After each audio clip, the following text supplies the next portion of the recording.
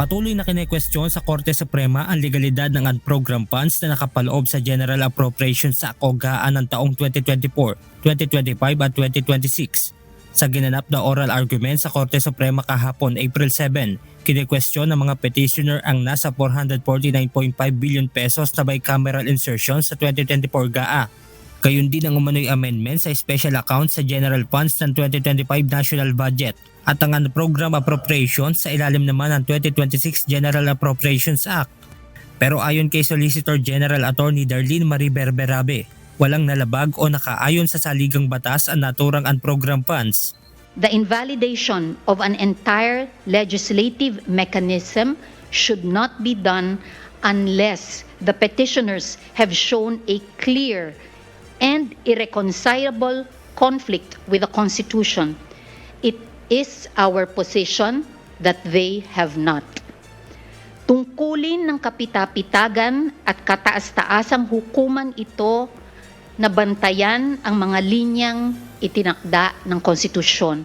Sa ganang amin, sa paghahandang tugunan ang mga pangangailangan ng sambayanan gamit ang unprogrammed appropriations, isinaalang-alang ng ehekutibo at lehislatura ang mga linyang ito, sapagkat ang pagmamay-ari ng kaban ng bayan ay nasa sambayanan. Samantala, para naman kay dating NEDA Director General na si Professor Solita Collas Monsod na nagsilbing amicus curiae o resource person ng korte, maaari na rin anyang maituring na bagong uri ng pork barrel ang unprogrammed funds. The unprogrammed appropriations was chosen as the place to hide the lump sum appropriations. There was the SAGIP and the BIP. In other words, the unprogrammed appropriations became the repository of these BICAM assertions. Ayon pa kay Professor Monsod, kapansin-pansin din ang paglobo ng budget sa ilalim ng unprogrammed funds mula noong taong 2022 hanggang sa taong kasalukuyan. But in 2022, they started growing, and if you'll see that high point there, that's where unprogrammed appropriations started. Wow, they went up to 800 billion pesos, which is more than the budget department appropriations. And notice that the dark blue and the light blue bars is where the general appropriations exceeded the national expenditure program.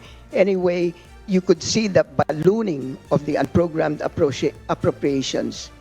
Para naman kay dating Budget and Management Secretary Benjamin Diokno, masyadong malaki ang itinaas ng unprogrammed appropriations ngayon kung ikukumpara sa mga nakalipas na administrasyon. From 2005 to 2026, Congress approved unprogrammed appropriations exceeding those proposed by the President only 5 times. In 2010 under President Arroyo, in 2022 under President Duterte, and from 2023 to 2025 under President Marcos Jr. The increases over the last 3 years, however, have been particularly large. Muling ipagpapatuloy ang oral argument sa darating na April 21 kung saan mas inaasahan ng interpellation o pagtatanong ng mga maestrado hinggil sa usapin ng unprogrammed funds sa General Appropriations Act. Benedict Samson, humahataw sa balita ngayon.